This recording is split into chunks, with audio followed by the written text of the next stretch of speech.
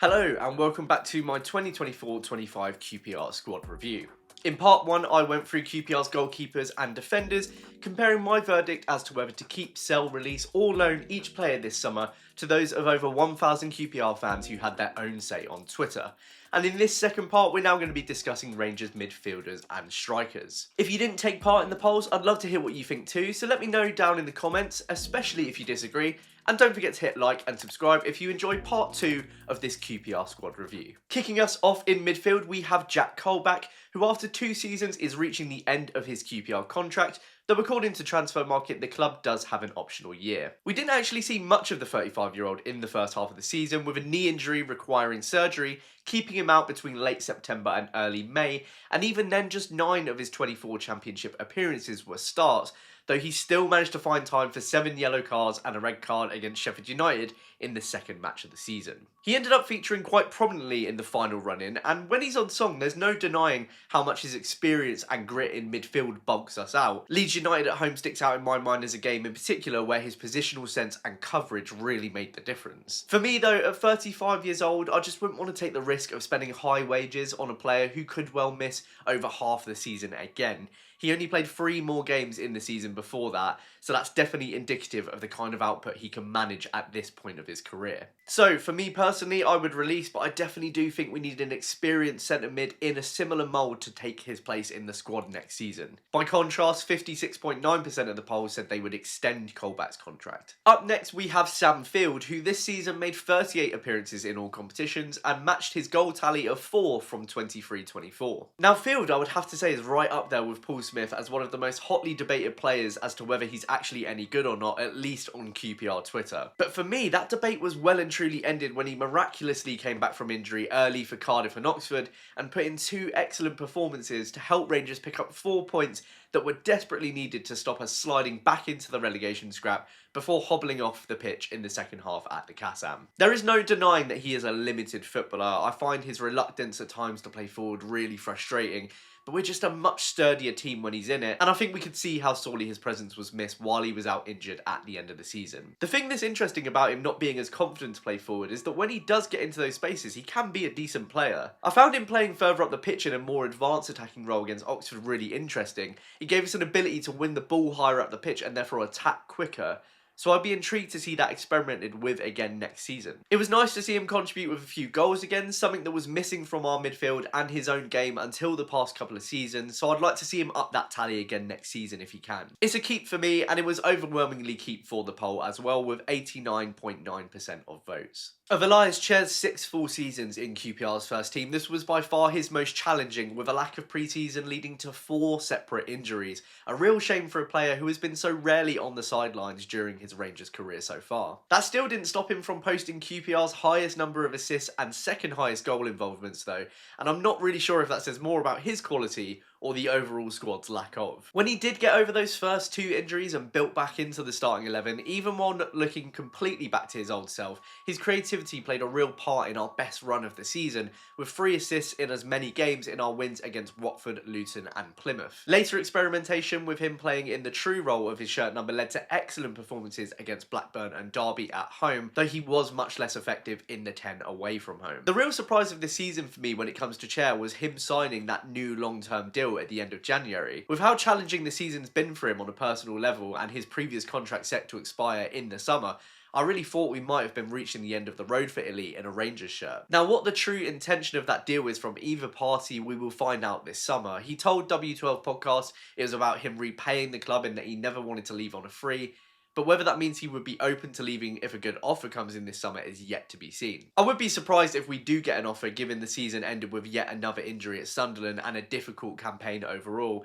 If he hasn't left in the past with much better fitness and output, it would be strange if now was the time. Either way, hopefully he can have a proper rest and recovery and get back to his old self next season, because at his best he's one of our most vital players. It's an easy keep for me, as 83.1% of the poll agreed. Now, on the topic of challenging campaigns, Nicholas Madson has got to be right up there, because despite opening the season with 2 goals in his first 6 league games, the Dane has absolutely had it in the neck from Ars fans this season. Understandably, when your team opens the season with just 1 win from the first 16 matches, blame is going to be attributed, and the general consensus was that for a bloke that's 6'3", he wasn't aggressive enough, he wasn't physical enough, and remarkably, he'd quite often go missing. Obviously, that rumoured £2 million price tag, one of QPR's highest in a long time, didn't help. His technical ability on the ball was undoubted, but in a league as demanding as the Championship, that can be almost worthless if that's all that you have. Interestingly, looking back, Madson remained in the side when the tide started to turn on our season. He played 81 minutes in the much sought after second win at Cardiff, 64 in a hotly contested 0-0 at Watford, and 67 in the 3-0 thrashing of Norwich. But I guess the feeling was that he still wasn't offering enough, and with Kieran Morgan starting to make a real case for himself with his endless energy and coverage, which was the complete antithesis to Madson's game, he was quickly becoming a luxury that Rangers just couldn't afford. His minutes started to dwindle around Christmas, and save for the pleasure of 90 minutes in the fog at Leicester, it was hard to see a route back for Madson this season, and even arguably beyond it. That was until, out of nowhere, Cifuentes named him in his starting 11 at Oxford, a ballsy move in a must-win game, and thankfully it was this moment that seems to have been the real turning point, because starting from that game, he would finish the season with 3 goals and an assist from 6 starts. You have to give full credit to both manager and player here, because it's a move that could have really backfired. If Rangers had lost that game, and if Madson had ghosted, I think the damage would have been irreparable. Instead, he took the opportunity, and gradually, game by game at the end of the season, we've started to see a glimmer of why QPR's recruitment model identified a 6'3" number 10 playing for Westerlo in the first place. Hopefully that will have done wonders for his confidence heading into the summer, and not to be too cliche, but if he can replicate that end of season form in 25-26, he'll feel like a new signing. So, it's keep for me, and it's keep for the poll with 69.7% of votes. When fellow Dane Lucas Anderson scored the opening goal of QPR's season to put his side 1-0 up at home to West Brom, he looked like a player that was going to be able to translate his own end of season form into this campaign. But Rangers going on to lose the game 3-1 ended up being a bit of an omen for his season overall, with injuries and a general lack of fitness leading to a real lack of starts over the course of the season. Despite being just 30, I unfortunately think we've seen why a player that signed for Ajax in his early 20s ended up in W12 8 years later, because that real lack of fitness has meant he just hasn't been able to contribute as significantly as he did in the second half of 23-24. It's a shame, because there were still occasionally flashes of the player that he can be from time to time. Against Leeds at home this season, I thought he was excellent in the first half and really showed what a number 10 can be doing in this team. Unfortunately, that kind of performance was just way too fleeting. I'm pleased he ended the season with a brilliant last-minute winner at Preston, the crucial goal that sealed our safety, and he played his part in some QPR moments the season before that will live long in the memory. The Leeds United 4-0 win, clearly chief of them all, but like 73.1% of the poll, it's released for me. By complete contrast to the last few players, Jonathan Varane is one of last summer's arrivals that started the season slowly before very rapidly improving. And without jumping the gun here, I reckon he has high potential to be QPR's next big money sale in the next couple of years. Like Madson, during his early appearances, you could see a hint of technical ability in his passing, but in his sporadic minutes, he didn't look quite suited to the pace and physicality of the league. That led to some rash decision making and fouls, which culminated in a straight red card away at Blackburn and subsequently a 3-game suspension. That 3-game ban seemingly worked wonders though, because he came back a much better player. His decisions were better, his fitness sharper, and his reading of the game improved, and since his return to the side against Coventry at home, he was more or less a mainstay in the team. Now, that's not to say he was perfect all season. In some games he disappeared, or he struggled to get involved, or he was too clumsy on the ball, and bizarrely that seemed to happen more often when joining the game as a sub than it did as a starter. But when he's having a good match, he can be monstrous in midfield. This is a player that is obsessed with winning the ball back and with breaking up play, and he got better and better at that as the season went on. My complaint for Varane is the same as it is for Field. He's not confident enough to carry or play the ball forwards regularly, and having 2 deep midfielders with that same flaw really inhibited our midfield in the first half of the season especially. The key difference to Field though is I truly believe that Varane has the technical quality to do it well. Sunderland away, most probably his best performance of the season, is the blueprint for me. If he can get that ball out of defence, turn and carry or pick out a good pass regularly and do that consistently next season, we'll be a better team and his value will go up a lot. Doing so will also get him involved on the goals more often, which from a lovely hit against Leicester I really believe is in his locker too. Overall, I'm really impressed with how quickly Varane developed, and I think that new long-term contract was thoroughly deserved. So like 93.7% of the poll, he's a keep for me. Now, as I said earlier, I think the only QPR player that's more hotly debated than Field is Paul Smith, who scored 2 goals and provided 4 assists across 47 appearances in all competitions this season. For some, his high work rate, pace and availability make him a worthy starter in this squad, while for others they just don't feel that he contributes enough goals and assists for a starting right winger. For me personally, without wanting to sit on the fence too much here, I think both things are probably true. The context you have to remember for Smith is that having been used primarily as a game changer from the bench with half an hour to go last season, he ended up spending pretty much the whole first half of 24-25 as our starting right winger, especially after Dembele got injured, which in a season in which almost everyone dropped dead at some point really shouldn't be underestimated. And the more consistently he started, the more he became an issue for opposition teams to deal with. Multiple teams had to change their left back at some stage mid-game, and when this team's fortune started to turn overall after that win at Cardiff, his improving performances started to crystallise in the form of a small scattering of attacking returns and one of the best moments of the season away at Bristol City. For Smith though, there were a couple of problems. The first is the same that it's always been and the same that it always will be. His decision making just isn't good enough to consistently score and assist goals. He can burn a defender to pieces, he can get himself into some really good positions, but 9 times out of 10 he's going to pick the wrong final ball or his shot just won't test the keeper. The second problem is that when the club decided to bring Yang in at the end of January to share the burden out on the right, Smith's minutes depleted, and just like a couple of other players, his performances faded as a result in the second half of the season. Now, given this squad's horrific injury crisis, it was a perfectly sound decision to bring someone in to protect Smith, but it did come at the expense of the form he'd spent the first half of the campaign building up. The thing is, regardless of those negatives, Smith does bring qualities to this squad, at least for now, that others don't, and I can see why the club will offer him a new deal. His work rate, his availability, his pace and his defensive work, which allowed Jimmy Dunn to do what Jimmy Dunn did for most of this season, are all as much as you can ask for from a free transfer on comparatively low wages compared to the rest of the squad. Is it a position that we could improve? Absolutely, but for me, he can still play a part in this squad, so I'm going keep, as did 78.6% of the fan poll. Had Carabao Dembele been available for the whole of this season, Smith may well have played even less minutes. Dembele arrived on an initial season-long loan at the end of the summer window and immediately offered the creative spark this team was lacking, with 2 assists in his first 2 games against Sheffield United and Plymouth, and another 2 games later against Millwall. That quick start saw the club announce at the fan forum in late September that having made the requisite number of appearances, 6 by the point of the announcement, Dembele's loan deal had been turned into a permanent move, effective from the summer of 2025. But seemingly in a continuation of all of the good news in that fan forum being cursed, Dembele would play just 4 more matches after that before going on to miss 4 months due to a knee injury sustained against Coventry. He didn't return until Portsmouth away in mid-February, and even then it would take 8 sub-appearances before coming in for his first start. Now, the clear positive of the 22-year-old is he can seemingly create from nothing.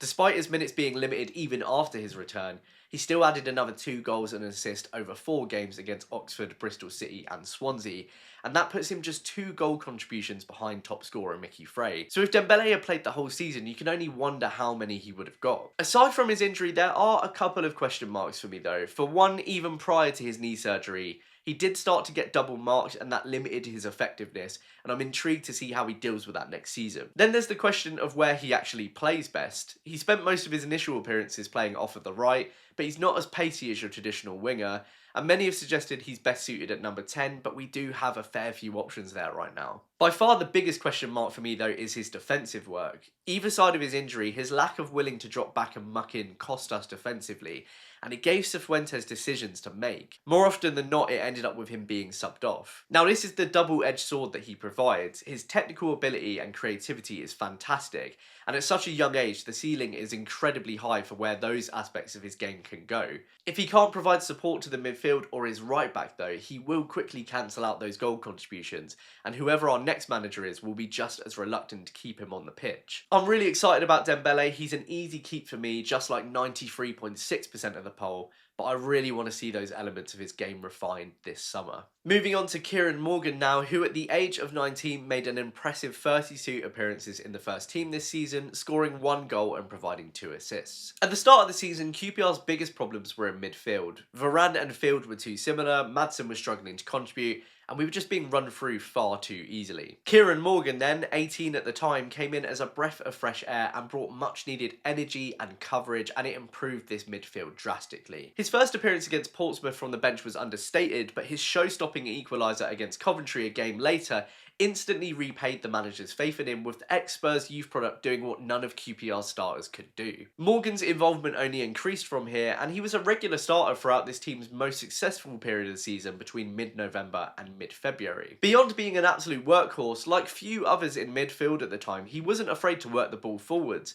and that fearlessness improved us in attack. It really felt at the time like he was the glue that we'd been missing to link us up at both ends of the pitch. Now, heading into the last quarter of the season, his minutes were eventually reduced, which I think was a combination of Colback returning from injury and the club wanting to manage a young player's workload, which is valid. If he'd played too many games too early, it would have only damaged him later down the line. I think like Smith though, that reduction in playing time did impact his performances a little bit and he lost some form, but that's only natural having never played a season of men's football before. Given how long the season felt and the highs and lows we went through, I think some people have forgotten what an impact Morgan did have when he came into the team. The club clearly recognised his ability though, rewarding him with a new long-term contract in January, which was very well deserved. Playing in the semi-final and final of the Premier League Cup win for the development squad as well, I thought he put in 2 very mature performances. You could see the quality he had above the rest on both sides, and I think that's a real sign of how well he's developed this season. So like 84.9% of the poll, it's an easy keep for me. 19-year-old development squad signing Daniel Benny made 13 first team appearances for Rangers this season,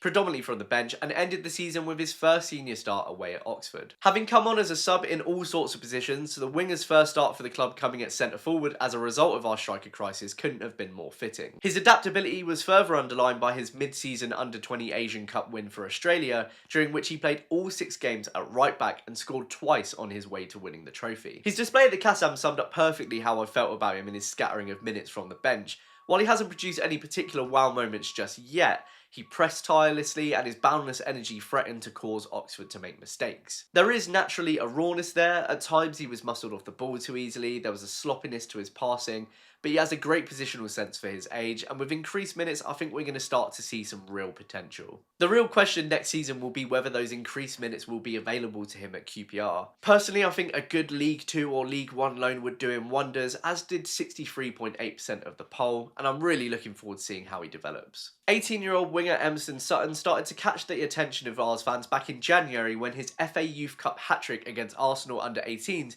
sent QPR through to penalties. That hype is clearly shared by the club because 10 days later they announced that Sutton had signed his first professional contract with the club. Come April, Sutton was starting to be included on the first team bench against Cardiff, Oxford and Bristol City, and eventually he would make his senior QPR debut as a late sub against Swansea. He would be given another half an hour a game later against Burnley, though with Rangers already 4-0 down at that stage, it was a much less forgiving appearance. Now, it was hard to make much of him from those limited minutes other than his clearly blistering pace and directness, but it's really positive that he got the opportunity to be in and around the first team at the end of the season to get an idea of the level required. In the Premier League Cup final though, you could see the danger that he provides out on the wing. His QPR teammates couldn't get it out to him quick enough, so he's certainly an exciting prospect for the future, and again I think he's one that would probably hugely benefit from a good loan out next season, as 61.1% of the poll agreed. In a deal that seemingly came from nowhere, Yang Min-hyuk arrived from Spurs on loan the end of the January window. Given other gaps in the squad, this didn't really feel like a priority for us, but as I said earlier,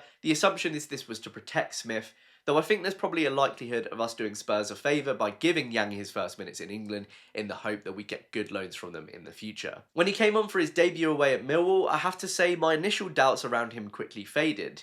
He He was direct, he was tricky, he had an excellent effort sail just over the bar, and his explosiveness looked like exactly what we were missing in our front line. That was further underlined with his first assist 3 games later in our 4-0 thrashing of Derby, where after a quiet opening half an hour, he started nutmegging and spinning the county backline before setting up chair for Rangers' third in the second half. Things didn't stay rosy for the Korean for long though. While his potency in attack was clear to see, so too was his inexperience in English football. Against Sheffield United, he gave away the ball in our own half for the Blades opener, a mistake he repeated 2 games later away at Borough, and it happened in other matches too, but went unpunished. In situations like that, and with our form starting to turn for the worse at the time, it validly makes the fans question why we're paying to play a player that isn't ours and will never be ours to make mistakes ahead of one of our own. And it's a very valid question. The answer is that, mistakes aside, he did add a quality to the front line that wasn't there before his arrival, as he would eventually prove with his tidy consolation goal at Stoke City, and more importantly, the late third goal to take the vital Oxford United win out of sight. Both were real quality finishes that realistically not many other players in this squad would have tucked away. All in all, I think he did offer some value, and if we were to be offered him again next season, I think he would provide a good option, but I wouldn't be too disheartened if he doesn't return to Rangers. The poll was similarly indifferent, with 61.6% voting not to bring him back. Alone, myself and a whopping 94% of the poll would love to see made permanent is, unsurprisingly, 23-year-old left winger Koki Saito. Tricky, hard-working, and an extremely likeable character, for me, Koki is everything I could ever want in a Rangers player. Like Dembele, he announced himself very quickly with an assist on his debut at Sheffield United, and while we would have to wait another 21 games for his next goal involvement, his quality was very clear to see. Considering he then spent a spell of that early stage of the season playing at left wing back, a job he did very well in considering his size, you can only praise his effort and patience with this club. Somehow he had to wait until late January for his much sought after first goal away at Hull City, but his fantastic finish, one he would nearly exactly recreate against Leeds 6 weeks later, was well worth the wait, as was his post-match reaction. His season did sadly fizzle out at the end through a combination of suspension and a dislocated shoulder at Preston, and with how much potential he has, I'd be personally gutted if that's the last we ever see of him in a Rangers shirt. The only question mark for me really is how he fits into the team when Chair is available. Admittedly, it's not a problem we often had last season, but if Chair isn't playing in the 10 and instead is on his favoured left wing, it does make it hard to fit Koki in. Obviously, having arrived on loan at the same time as Dembele, who has since been made permanent, I have hope that a similar deal has or will be agreed with Lamel in the background. There does seem to be some suggestion that they have a year's option on him, but you'd like to think we at least discuss the option of bringing him in for a fee. The only reservation I have around that is if there was an existing agreement to make it permanent, QPR would have surely announced it right now given the much needed goodwill it would build. I also wonder if he might have other suitors after this season. I could easily see a team like Coventry or Borough popping up for him. Fingers crossed that's not the case and he's back in a Rangers shirt next season. To round off our midfielders, we have 2 loans out, the first being Elijah Dixon-Bonner, who joined Vasteras in March until the 8th of July, having played just 6 times for QPR this season.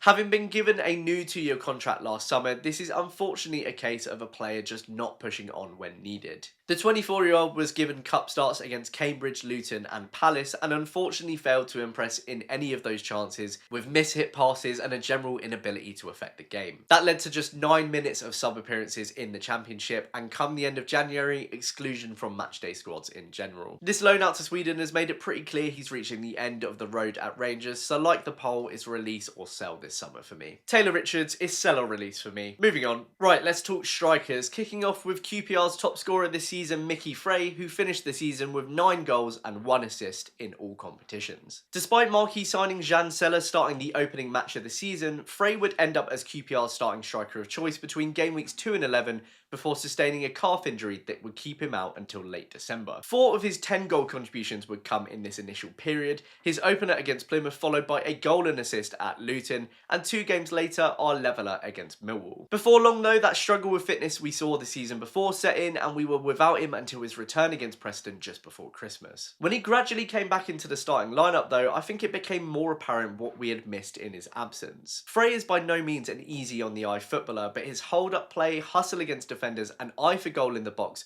are all attributes that make us a more effective attacking team, as seen with consecutive goals at home to Watford and Luton in the space of 5 days. The trouble with Frey is because he is devoid of pace, this is only really effective at Loftus Road, as evidenced by just 2 of his 9 goals coming away from home. When Rangers tried to dominate possession and control a game, his positive traits shone brightly, but away from home, with less of the ball and in a generally more defensive setup, he offers much less. This is in part because for a big bloke, he doesn't tend to win that many balls in the air, and when you need to be able to counter-attack, that just doesn't suit his game. Now that's all down to tactical setup and choice of setup. We know what he's suited to, and 8 league goals from 21 championship starts is actually a really decent return given his injury problems. If we can have more striker options in rotation next season and not have to rely on him so substantially in every game and run him into the ground all the time, I think we'll get a much fitter Frey and one that is worthy of the rumoured contract extension, as 81.4% of the poll agreed. It feels like an awfully long time ago since we last watched Jan Seller play for Queen's Park Rangers. I think the best way to describe him for 95% of the 22 matches he featured in before coming off against Norwich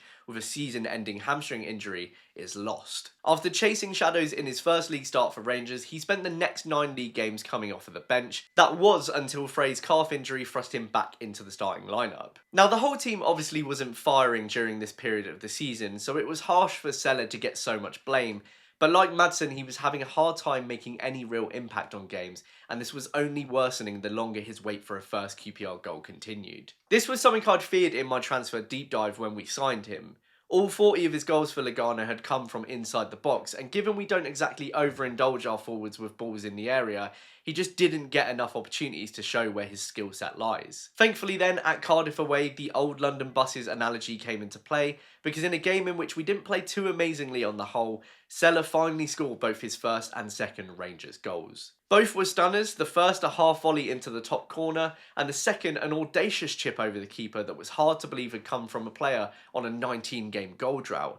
And with each there was finally a hint of why QPR had shelled out $2.5 million for him just a few months before. Those goals, as hoped, supercharged him for the next game against Watford. He was more aggressive, more proactive, and he was a post whip from scoring his third at the end of the game and winning the match. How QPR then that 13 minutes into the next match at home to Norwich, he was forced off the pitch with the hamstring injury that would turn out to rule him out for the rest of the season. It's a real shame, especially as he just finally started to hit his groove, and now we're not only contending with whether he can find confidence, but whether he'll even look the same after a significant injury. The last injury update in April said that he was into his 4th week of pitch-based rehabilitation, so hopefully he'll be ready for pre-season and can hit the ground running in August. 69.5% of the poll agreed keep, with nearly a quarter opting to sell. Now another thing that feels a long time ago is the Ryan Collie contract saga. When Collie started the season and set up Rangers' first goal of the campaign for Lucas Anderson, it felt like the young talent that had accumulated so much hype in the past 2 years had finally arrived. But after coming off the pitch with a knock in the 57th minute, he would play just 26 more league minutes between early August and early December. This wasn't down to injury because Collie was on the bench for Cambridge away in the League Cup just 3 days after our league opener,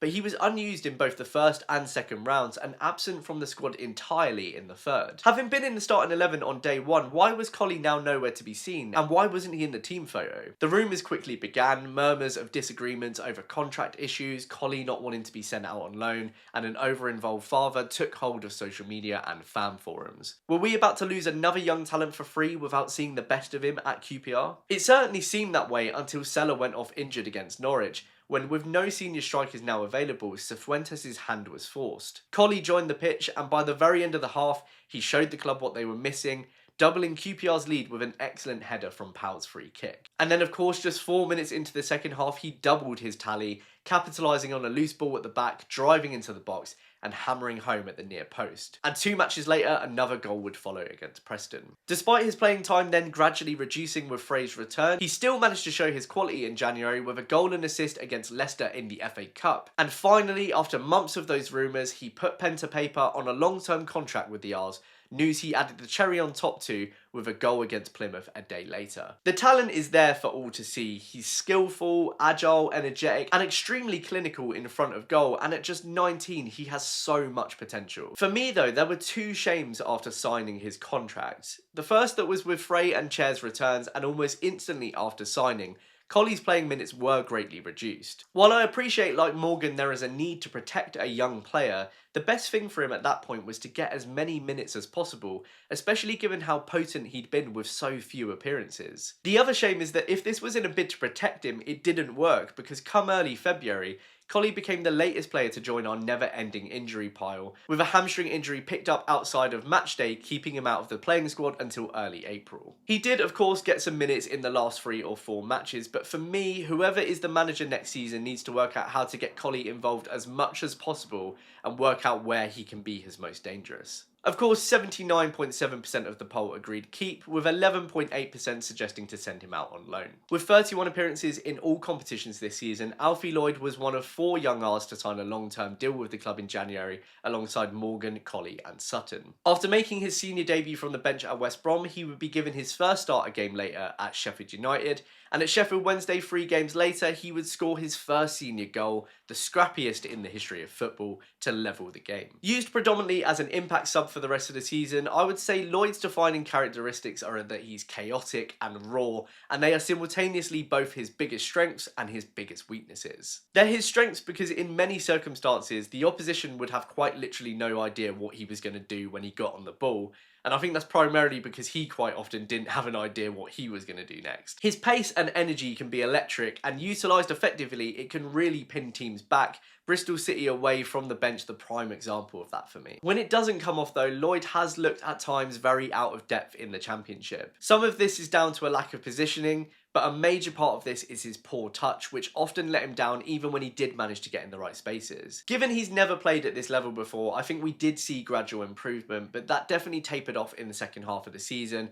and I think a really good loan and practicing that touch is required to see if he'll have what it takes for this level in the long run, as 68.4% of the poll agreed. So finally, to round this 24-25 squad review off, we have the sole striker to be loaned out of Queen's Park Rangers, League One top scorer Charlie Kelman. All season, Rangers fans have debated whether Kelman's progress in League One will translate to the second tier. Some thought the gap is too big, others have said he'll never make it at QPR, having watched him play just 558 minutes for the R's, the majority from the bench and most out of position. It made no difference to Kelman though, because he just didn't stop scoring. 21 goals and 5 assists in League One with just a single penalty goal. For comparison, second top scorer and £20 million Birmingham striker Jay Stansfield scored 19 goals, and 10 of them came from the penalty spot. Kelman has played in a massive 60 games for Orient this season, scoring in 4 different competitions and bagging 2 in the first leg of the playoffs to send the O's to Wembley. Even against Man City in the FA Cup 4th round, despite not scoring, he caused a Premier League club's defence problems, pinning them back with his pace, press and energy. At this point of the season, with the campaign that he's had, I think the debate is over.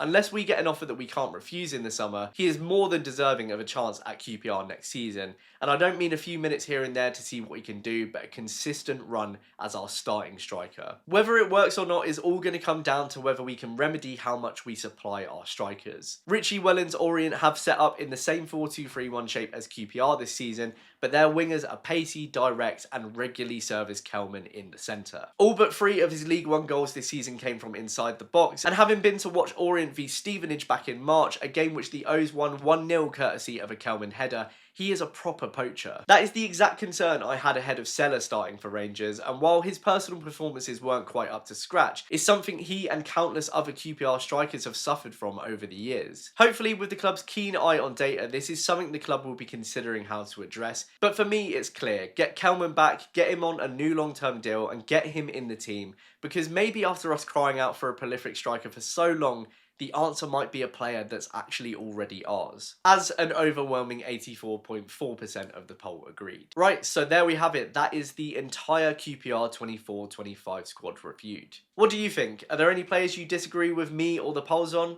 Let me know in the comments down below. I'd love to hear your thoughts. Now, as I said at the end of the season, there will be more QPR content coming from me this summer on news, transfers, and whichever poor soul is next to take the manager's job. So make sure you're subscribed and have notifications on to be alerted whenever I upload. Thank you so much for tuning in, and I'll catch you soon. Cheers.